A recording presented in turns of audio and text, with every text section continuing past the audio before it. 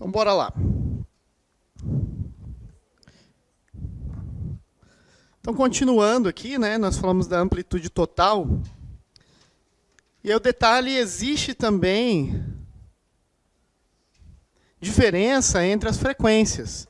Nós falamos que existe uma amplitude chamada amplitude de classes.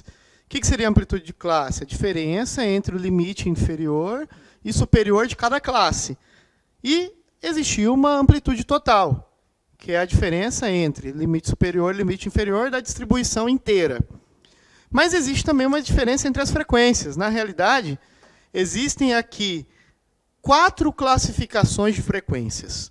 Uma frequência chamada absoluta simples, uma frequência chamada absoluta acumulada, relativa simples e relativa acumulada. O que é uma frequência absoluta? Aquilo que nós já vimos anteriormente, é a mais simples de todas. É a quantidade de repetições que existe em cada classe. Por exemplo, isso aqui é uma frequência absoluta da primeira classe, frequência absoluta da segunda classe e assim por diante. O que seria uma frequência acumulada? Se eu fizesse uma outra coluna aqui e chamasse essa próxima coluna de frequência acumulada, vamos fazer aqui uma outra coluna e chamasse de frequência acumulada, a primeira linha seria a mesma coisa. Eu teria 6 na frequência acumulada. Mas a partir da segunda linha, nós teríamos diferença. O que seria a segunda linha? 9 mais a anterior. Então seria 15. Tá certo? O que seria essa próxima linha? O 13, só que presta atenção, não é anterior. O 13 mais o 15. Então, na realidade, deixa eu até mudar para não confundir. Como a primeira linha é igual, é o 9 mais o 6. O 13 mais o 15, que daria 28, acumulado. O 12 mais o 28 e assim por diante. Eu iria acumulando a frequência da linha com a da linha anterior e somando. Tá certo? Então, isso seria uma frequência acumulada. Só que existe uma forma de relativizar essa frequência. Se eu fosse somando aqui, ó, quanto que é 12 mais 28? 40. Então, essa última linha, ou classe, como nós usamos, ela traria o tamanho da minha distribuição. Ou seja, quantas repetições existiram, ou quantas pessoas foram entrevistadas. Na prática, aqui, como a gente está falando de altura das pessoas, eu estou falando, ó, no intervalo entre 140 e 150, somente 6 pessoas foram estudadas. Mas quando eu passo para o intervalo de 150 a 160, no total já foram 15 pessoas, acumulado, tá certo? Então, por isso que é a frequência acumulada. De 160 a 170, 28 acumulado, 170 a 180, como é a última, 40 acumulado, porque aqui eu terminei de estudar todo mundo já, tá? E como que eu faria uma frequência relativa? Uma frequência relativa seria pegar todo mundo aqui, ó, cada linha, e dividir pelo total. Então, seria pegar o 6 e dividir por 40. O 15 e dividir por 40. O 28 dividido por 40. E o último aqui, 40 dividido por 40. Então, isso seria a relativização da frequência, tá certo? Relativo a quê? Tudo que é relativo a alguma coisa. Neste caso, nós estamos relativizando em relação ao total, que são 40 pessoas estudadas. Então, no primeiro caso, ali é uma frequência relativa acumulada, tá certo? Então, apenas a título de representação numérica é isto. Mas vamos ver ali a definição que foi colocada no material. Vamos lá. Aqui, ó. Eu voltei um pouquinho. Para quem chegou um pouco depois, nós estamos bem aqui. Tá? Frequência absoluta simples é a frequência de cada classe. Frequência absoluta acumulada seria a soma da frequência da classe com a anterior, né? Acumulando a frequência, portanto. Frequência relativa, simples. Dividir a frequência da classe pela total. Frequência relativa acumulada, a acumulada pelo total. Tá certo? Frequências absolutas é esse símbolo aqui, lembram? Isso. Exatamente. Esse símbolo representa um símbolo chamado soma ou somatória, tá? Beleza? Então, o que nós estamos representando ali? Ó? A somatória das frequências é igual a N. O que é N? O total. Então, algo que nós já vimos, só não tínhamos colocado simbologia. Tá?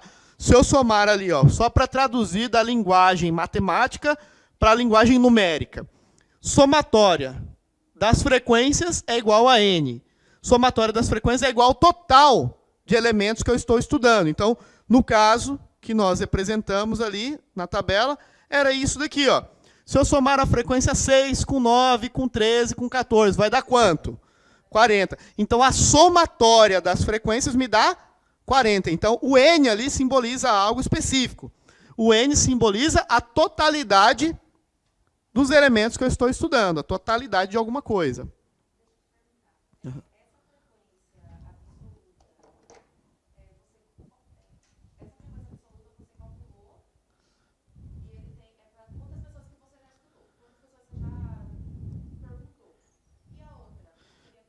A absoluta simples, né? Porque existe frequência, olha lá as classificações. Isso. Calma aí. Essa é a absoluta acumulada, porque existem duas absolutas, tá? Existe a frequência absoluta simples, e é importantíssimo, logo no começo, a gente estabelecer esses nomes. Está certíssimo você ter perguntado. Frequência absoluta simples é uma coisa, frequência absoluta acumulada é uma outra coisa. Por que existe o termo absoluto? Porque a classificação entre absoluto e relativo é apenas o fato de dividir pelo total ou não dividir pelo total. Se eu não dividir algo pelo total, eu não relativizei. Se eu mantive o valor sem divisão, eu estou trabalhando de forma absoluta. Aí, o que é a frequência absoluta simples? Vamos voltar. A frequência absoluta simples é apenas o primeiro valor de frequência que nós estávamos estudando mesmo. 6 é uma frequência absoluta simples. Quer dizer que apareceram 6 pessoas aqui. 9 é uma frequência absoluta simples, da segunda classe. Né? Frequência absoluta simples da terceira classe e assim por diante. Agora, existe a frequência absoluta acumulada. Isso. Uhum. A frequência relativa é apenas para a gente comparar, depois vai ficar claro quando a gente fizer a divisão, em termos percentuais. Porque quando eu relativizo com alguma coisa, ou seja, eu divido com a totalidade, eu estou fazendo uma regra de 3 um pouco de maneira implícita, sem precisar montar todo o cálculo. Eu estou apenas acelerando o processo. Tá? A gente vai fazer uma questão na lista, acho que, se eu não me engano, é a questão número 7. Tá? Na questão número 7 vai ficar claro a utilidade desses termos percentuais, da relativização, para a gente chegar em algum valor de maneira objetiva.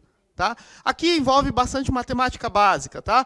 Acontece que, em estatística, ele não vai ficar fazendo nas questões, nem nas explicações, o passo a passo. Essa frequência relativa é uma forma de acelerar o que a gente aprende em matemática básica como regra de 3. Então, a gente vai chegar em termos percentuais. Tá bom?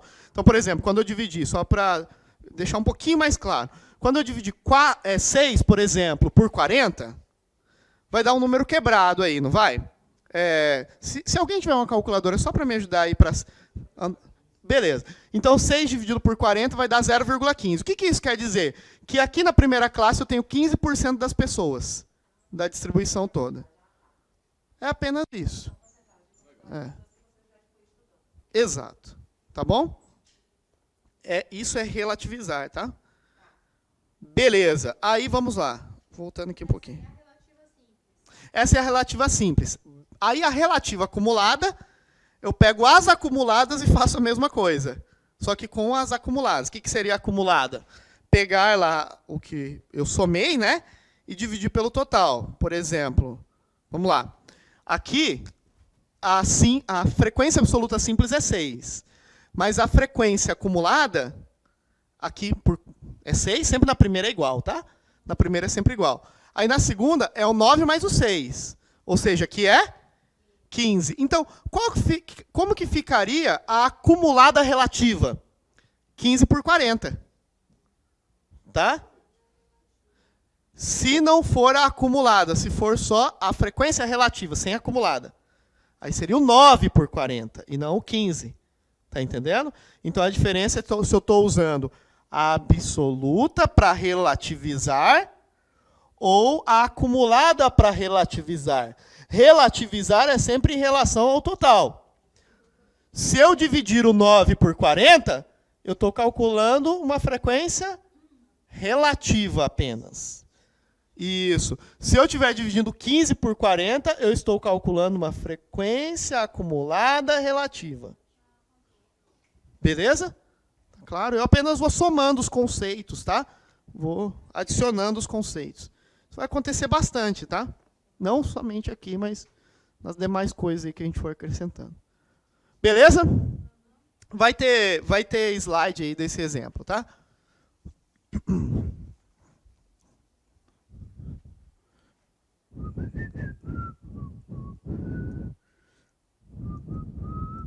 Olha lá, aí.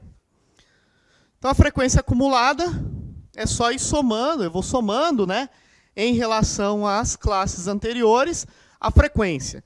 Então, só para que vocês tenham isso escrito também, eu não vou fazer todos ali, mas vamos colocar, para ficar didático, para vocês estudarem em casa, aí, algumas coisas. Então, ali, de novo, a ideia de estatura, né? Vou colocar xi apenas, vou colocar até de uma maneira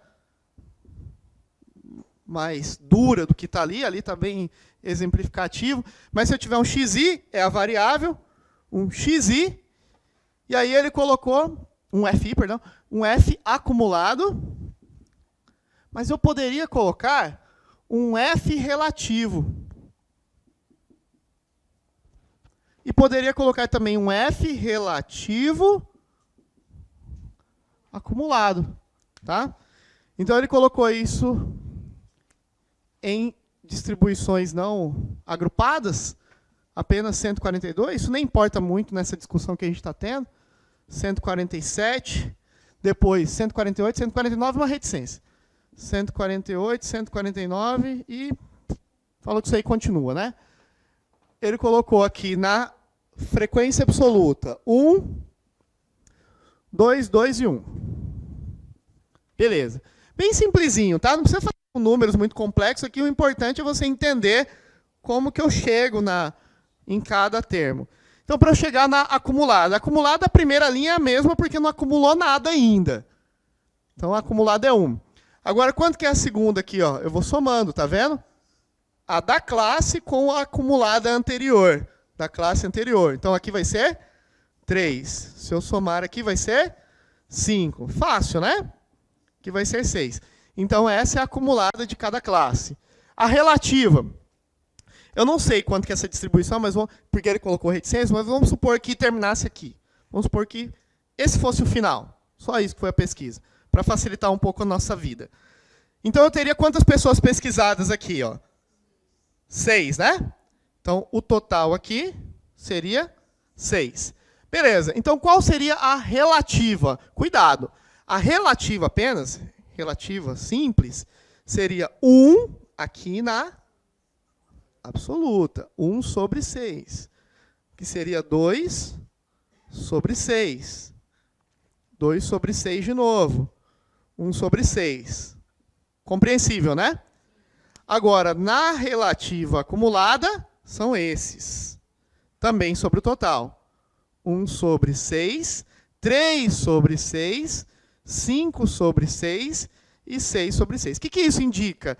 Que aqui eu vou ter um termo percentual até esta classe, até aqui e até aqui. Por que a última tem que terminar sempre assim? Ó? Porque ela acumula 100% no final.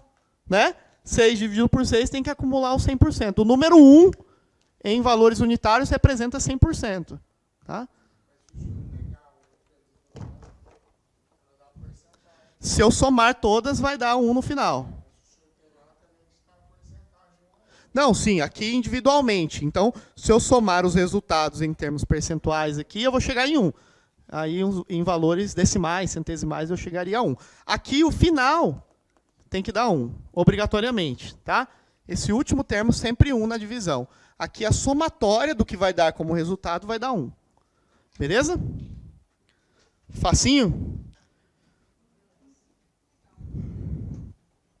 Bem fácil, né? Não, mas não é. Vocês vão ver, vocês vão ver. Percam esse ranço aí. Encarem com otimismo a matéria. Dá para acertar questões que sim. Não é um bichão de 7 cabeças, não. E outra, a questão muito difícil, muito complexa, muito elaborada da prova, essa daí todo mundo corre o risco de errar. Né? Mas essas que são médias, né? Que são médias e fáceis, essa daí eu não posso me assustar por enunciado, por termos, por conceitos. Tem que atacar a questão. Questões que envolvem distribuição de frequência, normalmente não são questões difíceis. Tá? São questões possíveis. Ah, professor, caiu uma questão lá envolvendo distribuição de curtose, que envolve gráfico, aí uma gaussiana, um rolo do caramba. Aí, beleza. Essa daí é mais complexa. Pode acontecer, essa daí todo mundo pode errar. Mas essas aqui a gente tem que acertar. Tá bom? Vamos com otimismo aí nas médias e nas fáceis. Vamos aqui nos gráficos. Nem que seja na sorte, né?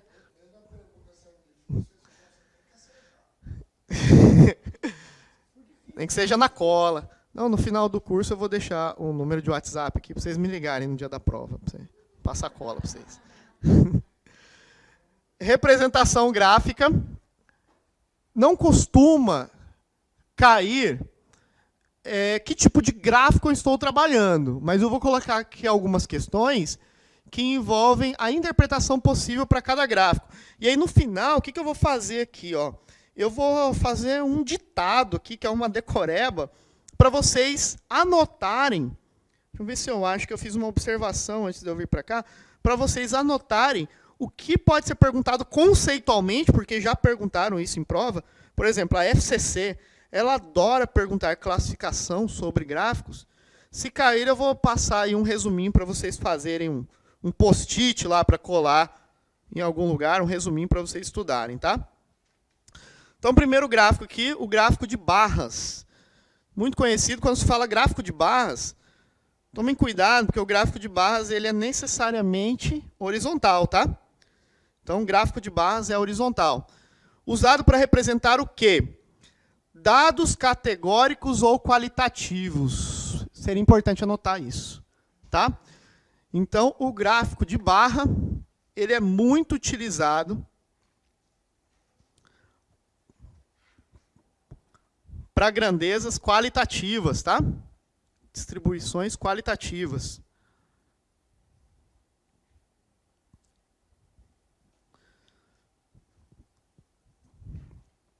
Eu não estou excluindo completamente a possibilidade dele representar grandezas quantitativas, mas eu estou dizendo o que é comum, tá?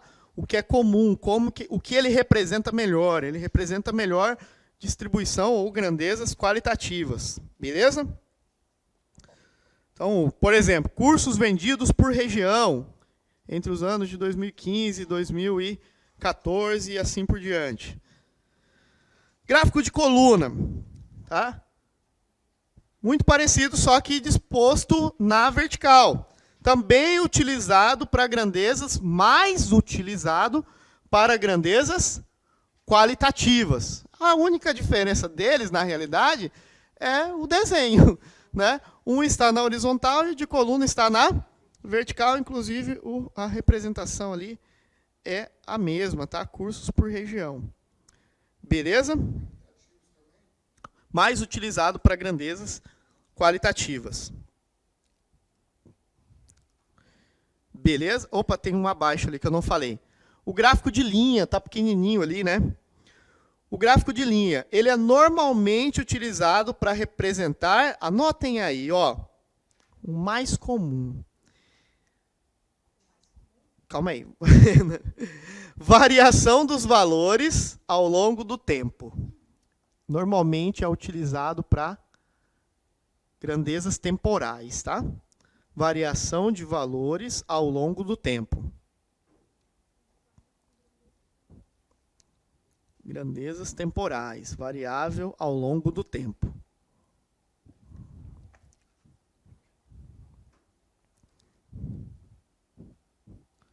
Simplesinho, mas não são os únicos, né? Vamos num outro resuminho aí de pergunta conceitual, tá? Vocês vão ver que logo na primeira questão aqui eu vou falar algo sobre isso. Vamos falar aqui do famoso pizza, né?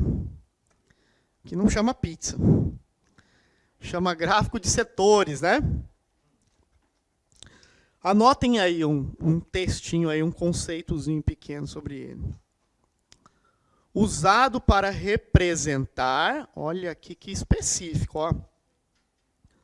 Usado para representar a frequência relativa.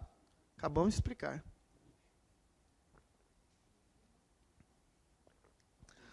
Usado para representar a frequência relativa. Deixa eu só comentar um detalhe aqui antes que eu perca. Ó, percebam que a frequência relativa, eu coloquei aqui de forma fracionada, mas se eu dividir essas frações aqui, elas vão ser atribuídas em termos percentuais, não é? Não é muito comum quando vocês estão trabalhando esse gráfico de pizza lá no Excel, em alguma coisa, ou olhei um exemplo de gráfico de pizza, eles apresentarem em termos percentuais. E apenas isso está sendo dito. E aqueles termos percentuais, na prática, representam o quê? Olha como que a gente está dando um nome específico para algo que a gente já conhece, na verdade, tá? A gente está trabalhando com frequências relativas. Ele vai falar, ó, de um total de pesquisa, ele vai dar uma totalidade. Foram entrevistadas 1000 pessoas. A distribuição está aqui, ó, 25% esse tamanhinho, torcem para o Flamengo, tantos por cento torcem para o Corinthians, não sei quantos por cento. É só você ir pegando aqueles termos percentuais e jogando dentro da totalidade. É ou não é? Então não vai ficar falando que são 59 pessoas, 20, né? Ele vai dando em termos percentuais. Então é usado para representar frequência relativa de uma variável categórica. Escrevam aí, de uma variável categórica. Frequência relativa de uma variável categórica.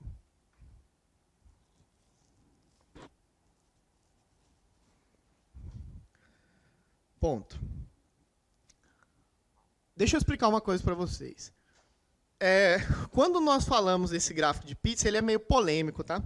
Inclusive em questões. Existem teóricos, e aqui a matemática ela não é um consenso, tá?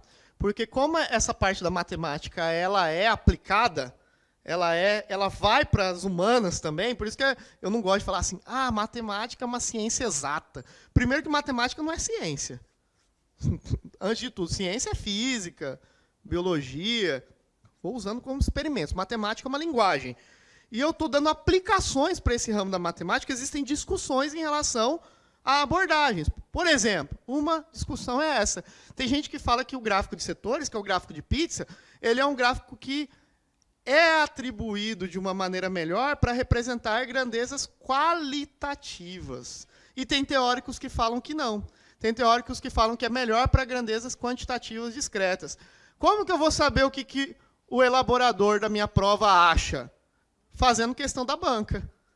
Então, eu vou chegar em questões polêmicas, às vezes. Vocês vão ver, e não é eu que acho, tá? Eu vou trazer discussões aí de outros professores que eu consulto também, pessoal de outros materiais, né? Eu tenho que estudar, eu vou lá e leio. Então, eu vou trazer o que cada um acha e o que cada banca entende, tá bom? Então, quando tiver aí o edital daqui, nós vamos olhar, vamos falar, ó, essa banca entende dessa forma. Beleza? Então, é por isso que eu coloquei variável categórica. Eu não falei nem que é quantitativa e nem qualitativa, tá? Eu deixei aí oscilando. Categórica quer dizer que não abre discussão, é uma variável matemática, tá? Que pode ser matemático, não quer dizer que é número só, tá? Então, vai lá. Gráfico de hastes ou bastões. Vamos lá nesse aí, eu quero que você escreva um negocinho aqui também, que eu fiz aqui, ó. Gráfico de hastes ou bastões, se cair teoria de gráfico, pelo amor de Deus, vamos acertar. Cadê o haches ou bastões do meu resuminho? Só um minutinho. Aqui, tá? Tá pequeno ali, então vamos escrever um negócio. Ele envolve números. Tem ali, tá um pouco apagado para quem imprimiu. Tem uma tabela de variável e frequência, tá? Variável já na forma que genérica, xi, não falou nada, altura, idade, nada, genérica, xi, uma variável xi e uma frequência fi, tá? O que eu vou entender desse gráfico? É muito utilizado para representar dados não agrupados, escrevam aí, utilizado para representar dados não agrupados,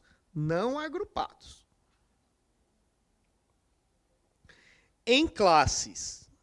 Dados não agrupados em classes. Utilizado para representar dados não agrupados em classes. Abre um parênteses e escreva dentro desse parênteses assim, ó, normalmente dados discretos. Entre parênteses. Normalmente dados discretos. O que são dados discretos? Lembra lá do comecinho? Aqueles que não vão ser fracionados invariavelmente. Eles têm valores mínimos, porções mínimas possíveis. Então, eu estou tomando cuidado de colocar normalmente, porque se o cara for meio maluco, aí ele pode criar uma situação diferente. Mas, normalmente são para dados discretos e utilizados para não agrupamentos, para dados não agrupados. O que é não agrupados? Quando não acontecem aqueles intervalos lá, fechado e aberto, tá? É igual tá aqui, ó. Específico 142, específico 147, não tem intervalo aberto, fechado de nada, tá? Esses aí são os não agrupados, tá bom? Aqui já muda, ó. O histograma. Cuidado, aqui uma confusão enorme que existe pela forma visual. A galera que é mais visual aí consegue entender de cara essa diferença. Eu que sou um pouquinho desatento aí com as coisas, às vezes eu estou querendo fazer rápido, né? Até preparar a aula e tal, fazendo muita atenção, porque se eu estiver batendo o olho e tentando resolver uma questão muito rápida, às vezes eu olho aqui num histograma e ele parece o quê? Coluna, não parece? Qual é a diferença? É que as colunas são separadas, a princípio visualmente, e o histograma é tudo grudadinho um no outro. Tem uma explicação para isso? Claro que tem. É porque o histograma ele é melhor utilizado, ele é utilizado de uma maneira mais inteligente para dados agora agrupados em classes. Então, aqui eu estou trabalhando com intervalos.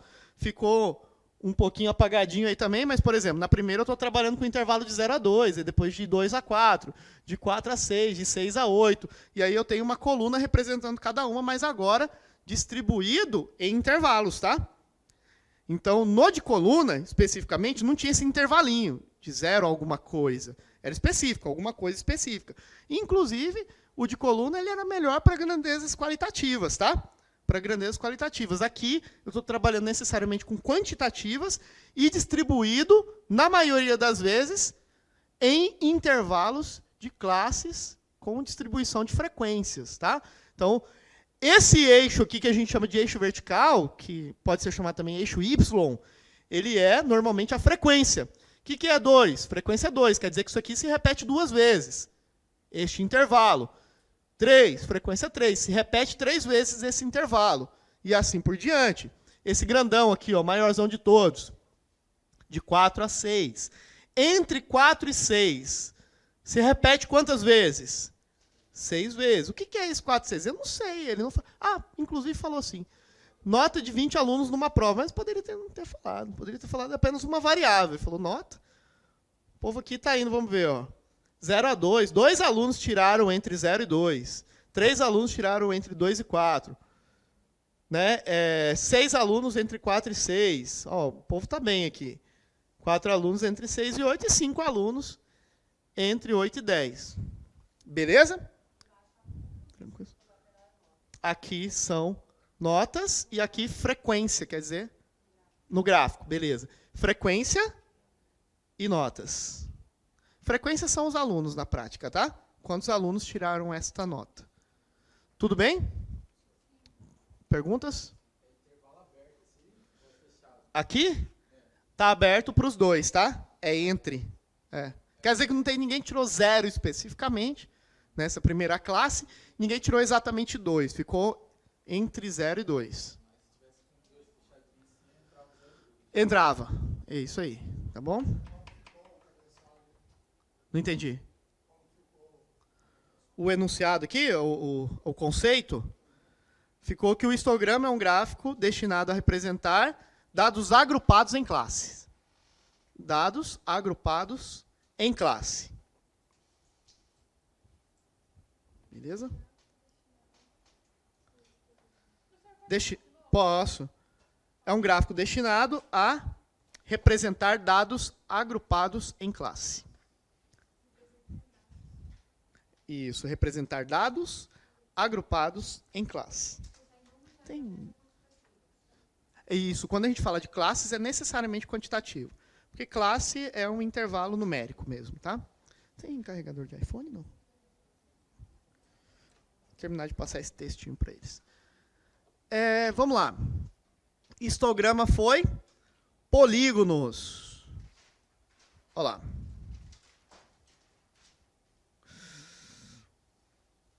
Deixa eu fazer uma coisa antes de fazer o polígono aqui, propriamente dito. Olha aqui, ó, da onde que vai nascer o polígono, tá? O polígono, ele vai nascer da junção em linha entre os pontos médios. Tá certo? Então, se eu juntar os pontos médios,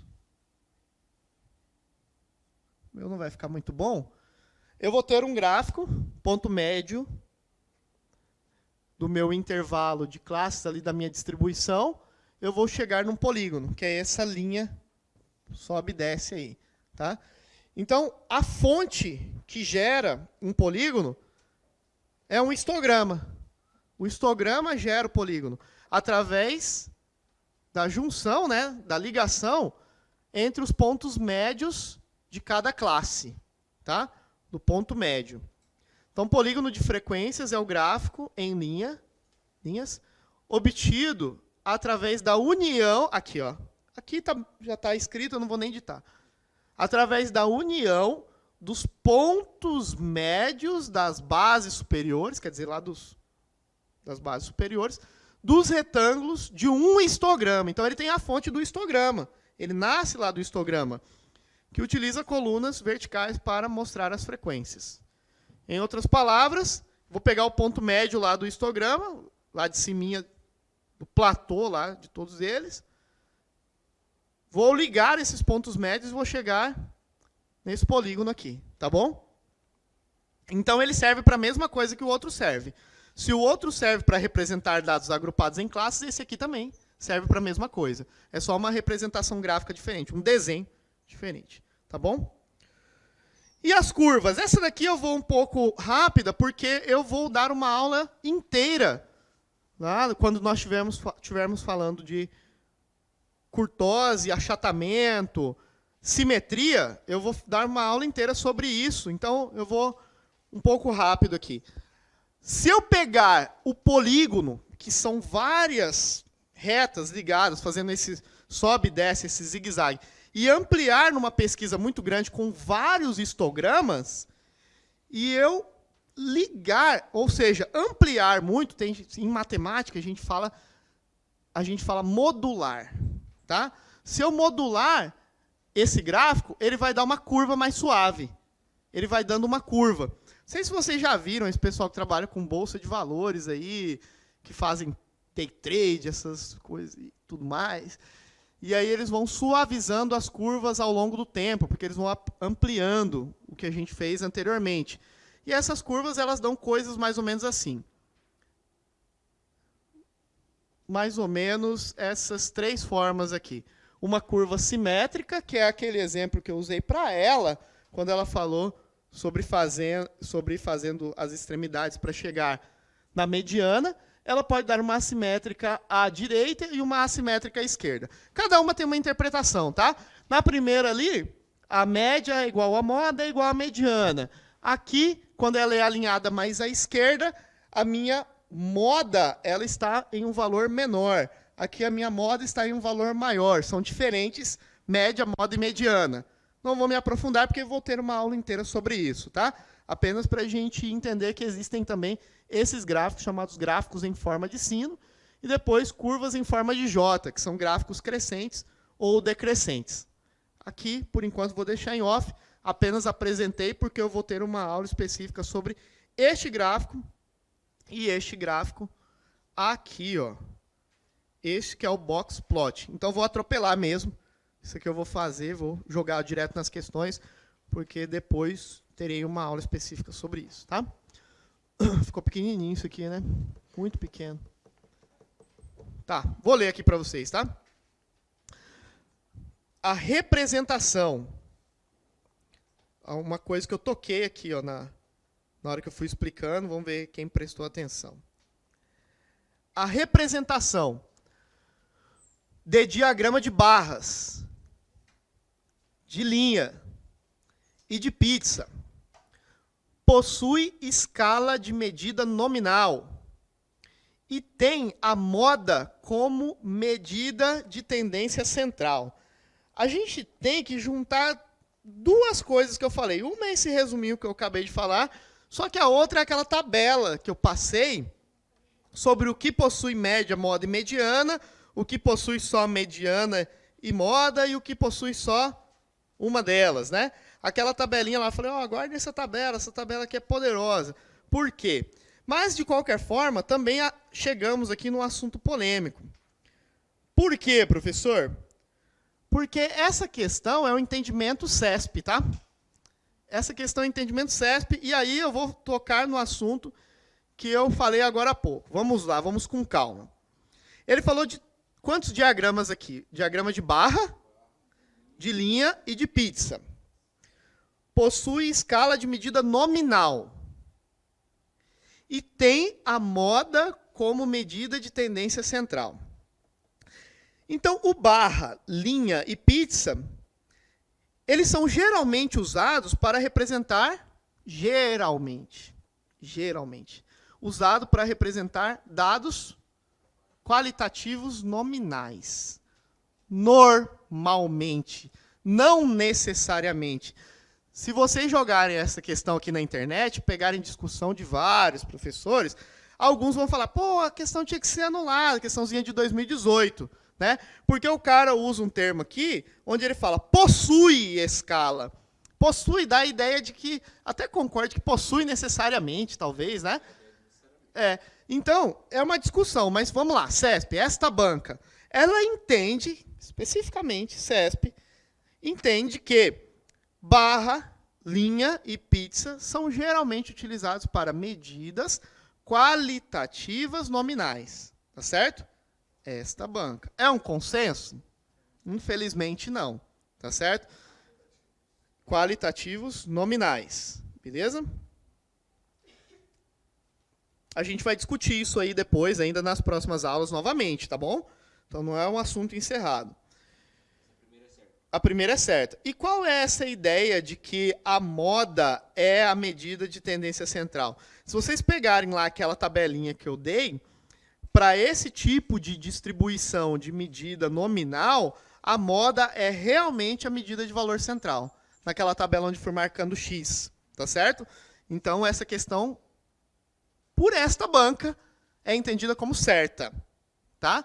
Como certa. Muito específico aqui, né? Então, eu coloquei logo a polêmica para a gente entender o que todos os professores repetem. Quando nós estudamos determinada matéria, essa estatística não é uma exceção. Infelizmente, galera, a gente estuda para a banca mesmo.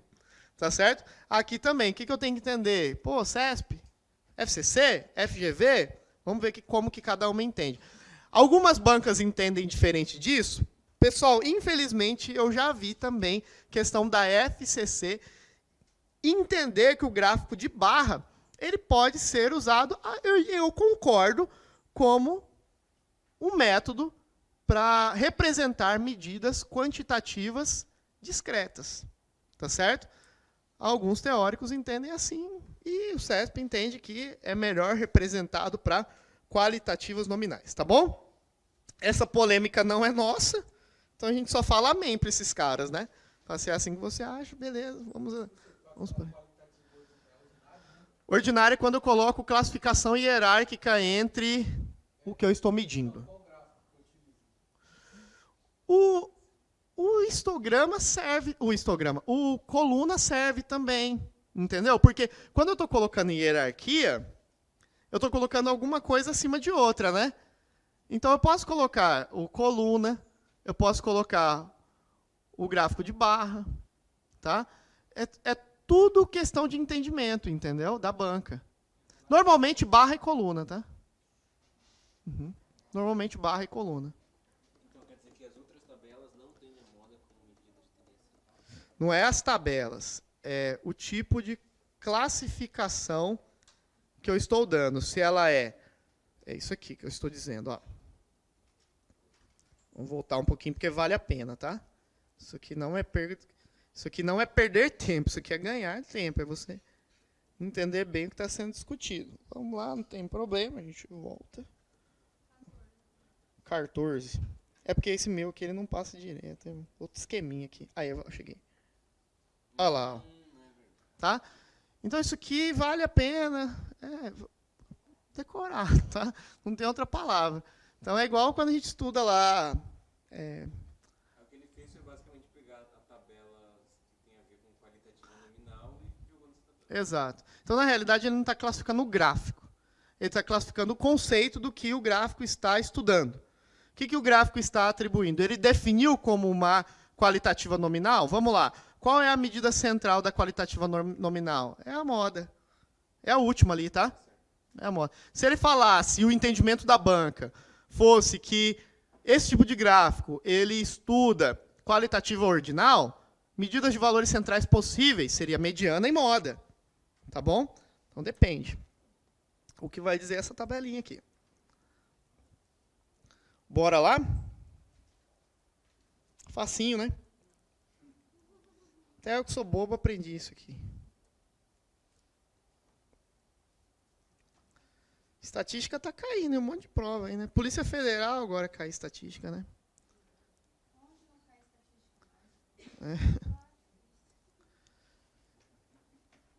A número 2, vamos lá. Bora nessa aí? O que ele deu aí? O histograma é um diagrama de retângulos contíguos com base na curtose, não expliquei ainda, né? Mas não se apegue a isso. Das faixas de valores da variável com área igual à diferença da frequência absoluta da respectiva faixa. Professor, você não me explicou ainda esse negócio de curtose, mas eu vou explicar. Então, não daria para a gente fazer se eu não sei a curtose. Tá, vou dar uma dica de prova. O que você não sabe, vai indo para frente. Vai prorrogando. Vê se você acha algum termo que você conhece. Vamos ver. Aí ele vai. Tá. Com a área. Vamos ver aqui. Área. A área dele é a diferença da frequência absoluta da respectiva faixa. Pessoal, eu falei alguma coisa lá no gráfico do histograma que a área dele representa, quando eu dei o textinho para você aí, representa a diferença da frequência absoluta, alguma coisa disso? Então, se fosse importante, eu teria falado, tá? Então, confiem muito nos seus professores, de todas as matérias. Então, se ele está falando que a área é a diferença da frequência absoluta da respectiva faixa, não tem nada a ver isso aí. Ele inventou qualquer coisa aí e colocou, tá certo? Eu não falei que a área representa a diferença, né, da frequência absoluta de nada. De fato, a área dele tem relação com um detalhe aí. A área de cada retângulo é proporcional à frequência da classe. Escreva aí. Isso. Oi? A resposta é errada. Tá? Porque não tem nada a ver se falar que a área é igual à diferença da frequência absoluta. Ele inventou isso aí, falou qualquer groselha aí para tentar te engambelar. Mas a área do histograma, ele tem relação com alguma coisa? Tem. Essa informação eu estou te dando. Escreva aí que a área de cada retângulo, isso é específico do histograma, tá? A área de cada retângulo é proporcional, a área do histograma é proporcional à frequência da classe.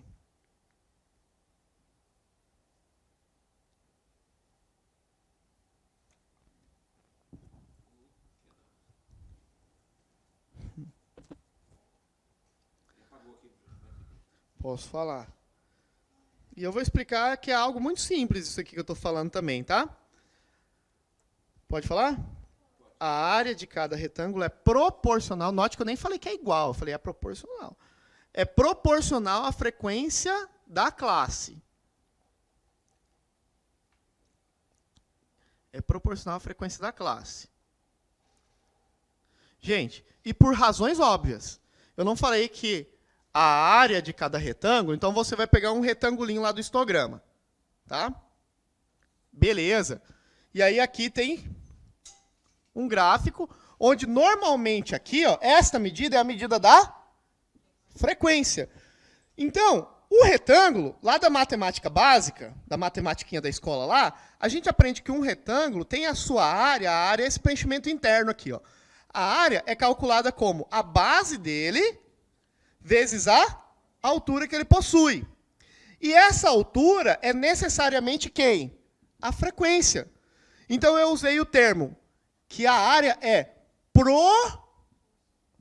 proporcional. Por quê? Porque a área utiliza a frequência para chegar no seu valor. E por que eu estou usando esta relação? Apenas pelo fato dele ter citado na questão a relação entre área e frequência, mas ele usou um cálculo matemático, uma definição matemática que significa diferença. Diferença em matemática significa subtrair alguma coisa. E aqui não tem cálculo de subtração nenhuma. Eu estou apenas dizendo que a área tem uma relação, sim, com a frequência. Mas qual é a relação que ela possui? Não é nem de igualdade, é de proporcionalidade. Pelo fato de que, se eu quiser calcular a área de um retângulo desse, eu preciso necessariamente usar a altura. E a altura é a frequência daquela classe específica. Tá bom? Então, se ele quisesse ter dito uma relação, se ele quiser criar uma questão que tenha relação entre a frequência e a área desse retângulo, ele pode usar apenas o termo proporcionalidade. Não pode usar nenhum outro. Nem soma, nem subtração, isso aí ele apenas inventou. Beleza? Tranquilos?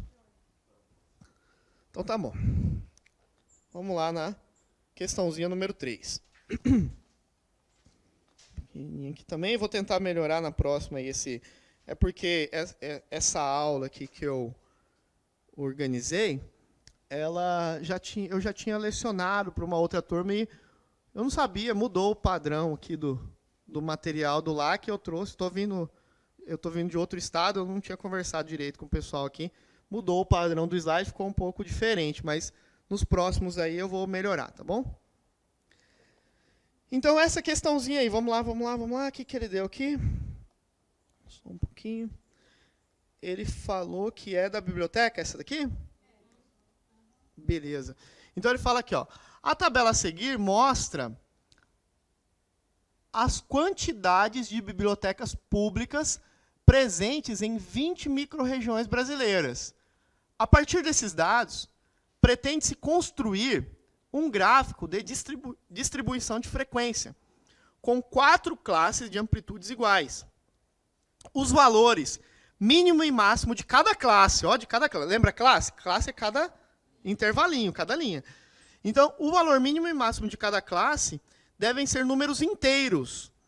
Considerando essas informações, tá vendo que ele me limitou aqui, né? Números inteiros. Considerando essas informações, julgue o item subsequente relativo ao gráfico de distribuição a ser apresentado. Eu não preciso montar o gráfico, eu só preciso pensar como que ele tem que ser, tá? Ele falou que a amplitude superior, ou seja, a amplitude superior, lembra a amplitude superior e inferior, o mínimo e o máximo, é igual a 6. Na verdade, está errado. É superior a 6. É um número maior do que 6. Será que está certo ou será que está errado? Ficou pequenininho, mas os valores aqui estão variando assim. Ó. Tem 90, 66, procura o menor e o maior. O menor valor dentro dessa tabela, que envolve bibliotecas, nem importa o que é o 60, correto? E o maior valor é o 91, beleza?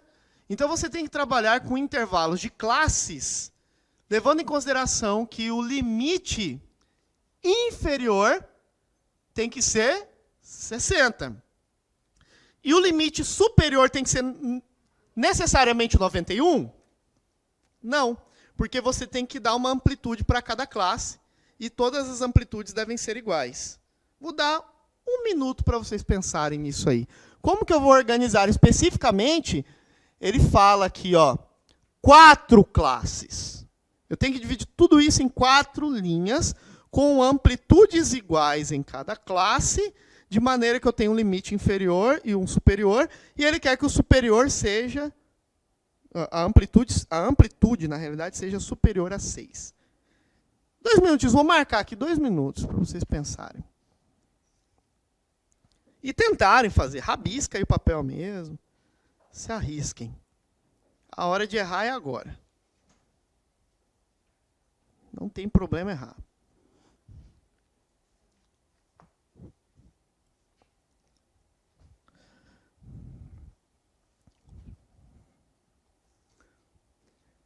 Mesmo quem não esteja enxergando ali, porque ficou pequenininho, os únicos valores que você precisa dessa tabela é o valor mínimo, que é 60, e o valor máximo, que é 91. São esses valores. Tá? O restante você tem que saber que isso tem que ser distribuído em 4 classes, de amplitudes iguais. A amplitude de classe deve ser igual.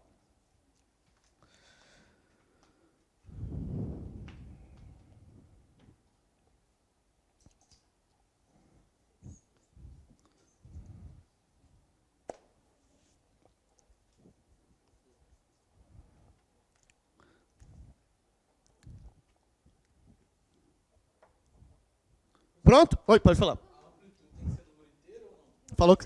Ele falou que sim. Foi dito na questão. Ele falou que a amplitude é superior a 6. Tá? É superior. O 6 não inclui. Pode ser? Pode, tem problema. Tá? Vamos fazer? É fácil. Ó. Vocês vão usar uma coisa que eu deixei aí. Na hora que eu sair para o intervalo, eu deixei uma formulinha aí no quadro. Deixei ou não deixei?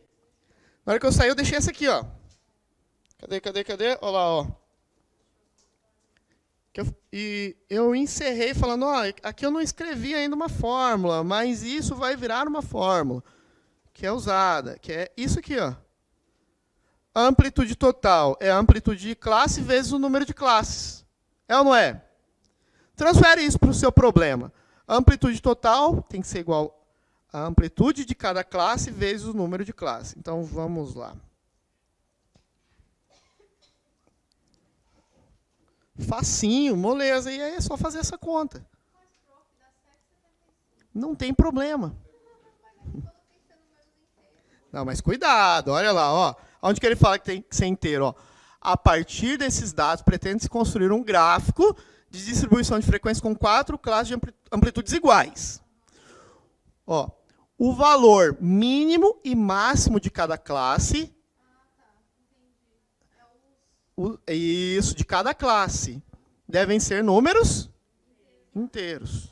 Tá? Então, vamos lá. Ele falou aqui, ó, amplitude total tem que ser H vezes K, não é? Tá. Amplitude total. Eu tenho. Dá para achar, não dá? Como que você acha uma amplitude total? Limite inferior total, limite superior total. Limite superior menos limite inferior. Limite superior. Eu falei aí, né? 91. O superior primeiro. 91. Menos o inferior, quanto que eu falei? 60. Quanto que dá essa continha aqui? 31. Então, eu tenho a amplitude total, não tenho? 31. A amplitude de cada classe vezes o número de classes. Quantas classes? 31 dividido por 4 é igual a amplitude de classe. Quanto que vai dar? 7,75. Mesmo que eu vou ter que fazer depois o arredondamento aqui, mas mesmo que eu não faça, obviamente esse número é superior a 6, é ou não é? Então a resposta está certa, nem preciso fazer mais nada. Mas se eu for usar agora, como que vamos extrapolar a questão? Já sei que está certa. Se eu fosse fazer a distribuição das classes lá, uma por uma, como que eu iria fazer? 8 a 8. Porque eu vou usar a regra de aproximação que a gente conhece de estatística mesmo.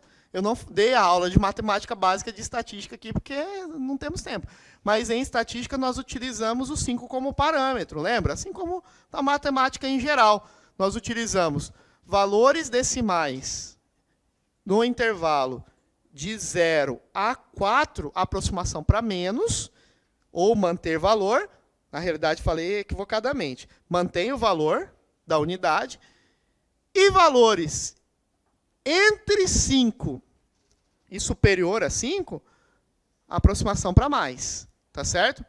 Então, o 7,75, falando de uma maneira óbvia, aí ficaria 8, o intervalo de cada classe. Isso. Então, a primeira seria como? Vou fazer aqui nesse cantinho. Ó.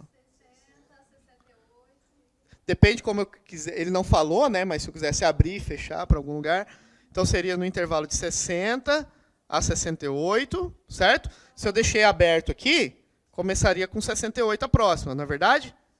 E assim por diante. Tranquilo? 8 a 8. Pensou como? Vamos ver se eu posso. Não tem problema.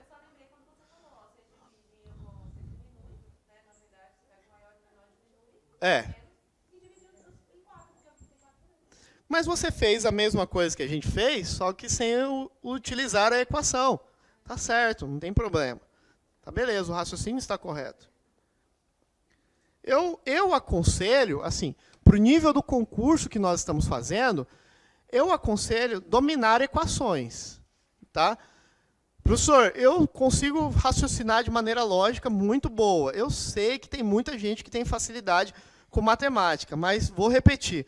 Dependendo da banca, ele te joga uma equação específica lá e quer saber, ó, essa equação aqui ela traduz, ela quer dizer, ela representa a amplitude de classes. Esta equação específica, ela representa a amplitude total, tá vendo?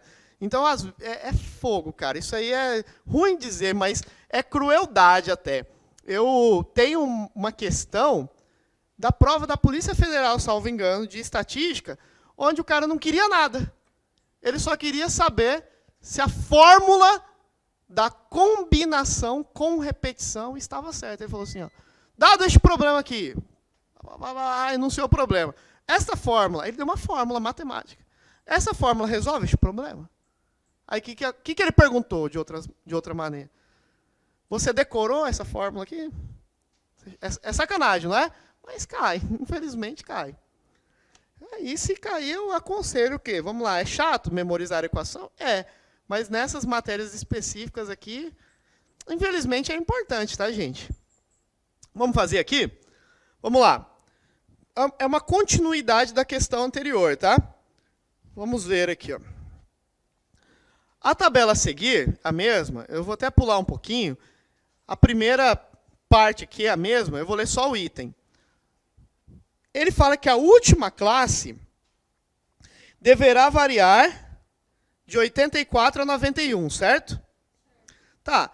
Essa questão também, ela é um pouco polêmica. Porque ele não falou se eu devo necessariamente deixar intervalo aberto ou fechado à direita e à esquerda. Ele deixou aqui, entendeu? Em aberto essa situação. Outra coisa também que dá margem aí para discussão. Tem elaboradores aí de materiais de estatística que fala que, mesmo que ele me dê uma tabela especificando o que está sendo estudado, esse número inicial, por exemplo, 60, ele não precisa necessariamente ser o ponto de partida da distribuição. Eu poderia criar uma distribuição, por exemplo, que começasse aqui com um intervalo fechado a 50. Ah, mas não tem ninguém com 50. Não tem problema. Você só representa a frequência dos números que aparecem. Você fala, ó, mesmo usando intervalos de 50 até, sei lá, posso criar intervalos de acordo com o problema. Eu colocaria a frequência 0, por exemplo. Então, essa questão, ela tem um problema específico nos intervalos. Ele não fala onde eu vou deixar intervalo fechado e onde eu vou deixar intervalo aberto, e nem que tipo de intervalo eu vou usar. Porque eu mostrei para vocês que existem quantos tipos de intervalos possíveis? Aberto para os dois lados, fechado à esquerda e aberto à direita, fechado à direita e aberto à esquerda, e fechado aos dois lados, não é? Essa questão ela foi gabaritada pelo CESP como certa. Então, eles pensaram num tipo de distribuição específica. Como que eles pensaram? O primeiro raciocínio ali a gente já fez. Só que, inclusive, eles nem fizeram o gabarito oficial com essa distribuição aqui. Eles fizeram assim, ó, fechado para os dois lados. E aí, de novo, vamos lá. Entendimento da banca. Se a banca não especificar que tipo de intervalo ela está trabalhando, esta, especificamente, o CESP, especificamente, entende assim. Se eu não falei nada, se eu silenciei e não falei o tipo de intervalo, o CESP vai entender fechado dos dois lados. Está entendendo? Então, é esta banca. Então, se eu fizer intervalo fechado para os dois lados, vamos lá, o menor não é 60? Então, aqui seria, mudaria. Seria 67, não é? Concordam comigo? Porque a amplitude de classe seria aproximadamente 8, não é? E contando com 60 e contando com 67, aqui dá 8, não dá? Porque 60, 61, 62, 63, 64, 65, 66, 67 dá 8. Tá? Então, eles entendem assim quando não é dito o intervalo utilizado. É padrão deles. Tá? E aí, aqui seria quanto? 68, ó, diferente, né? 68 até quanto? 70 e quantos? Chega a 75? Eu não estou fazendo, não. 74, né? Ó, 66, 68, 69, 70, 71, 72, quantos? 1, 2, 3, 4, 5, 6, 7, 8. 73, 74, Foi o que eu falei, viu? Se eu fizer mais 8, começa agora no 76, fechado. Esse é o terceiro, né? Vai ficar fechado a quanto aqui? 84, né? 83. Hã? Sacana. Esse é o aluno sabotador. Ah, mas aí é sacanagem. Eu acho que eles não fazem, tá? É muita desumanidade. Os caras são carrascos, mas nem tanto, né? De 84 a quanto? De 84 a 91. Tá certo o item? De 84 a 91. De novo, questão polêmica, tá certo. Questão polêmica porque novamente, o entendimento específico deste elaborador. Então, eles estão te passando um recado e é o que a aula está conduzindo. Se não for dito nada sobre intervalos de classe para essa banca entende fechado dos dois lados, tá bom? É assim que nós temos que trabalhar. Ela daria diferente, com certeza. Uhum. É por isso que é o entendimento, né, da banca. Então, é como se ele estivesse falando bem assim, você está fazendo o concurso que o CESP está elaborando, Sebrasp agora, né?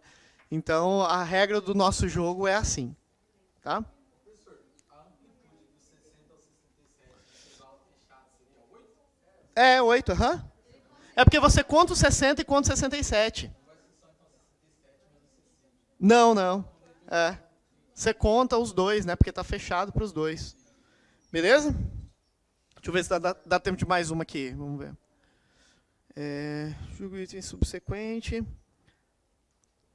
Vamos fazer essa aqui, a gente encerra e na próxima aula a gente termina essas questões, tá? É uma teórica, ó. Julgue o item subsequente referente à análise exploratória de dados. Foi o que eu falei, teoria isso aqui, tá? É matemática, mas tem muito conceito. O histograma, de novo o histograma. É um diagrama de retângulos. Ah, perdão, essa questão é repetida, né? Deixa eu ver. Ah, o gráfico de barras, é porque o meu está diferente, que perdão. Deixa eu...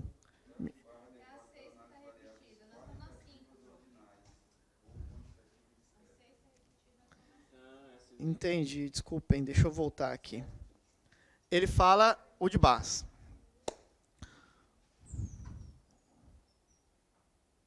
Cadê? Tá aqui. O diagrama de barras é adequado para análise de variáveis qualitativas, barras, né? Ordinais ou quantitativas discretas, pois permitem investigar a presença de tendência nos dados. Quando nós colocamos a distribuição de barras, eu falei que ele melhor representa as qualitativas, não é? Só que é melhor. De novo, CESP. Posso representar quantitativas no de barra? Posso. Eu fiz um comentário, tá? Já pensando nessa questão quando eu fiz. Porque esse gráfico ele pode também representar as quantitativas, desde que sejam quantitativas de que tipo? Discretas, tá bom? Se ele falou isso para barra, também vale para coluna, tá bom? Então, se ele falasse o gráfico de coluna é adequado para análise de variáveis qualitativas ordinais, beleza. Ou quantitativas discretas, beleza também. Classificação teórica, tá, gente? Então, novamente, peguem aquelas definições que nós fizemos resuminho lá e dá uma lidinha. Aqui não tem cálculo, não tem, né, conta nenhuma. É apenas classificação disso. Cai em prova? Tudo isso aí caiu em prova, ó, tá?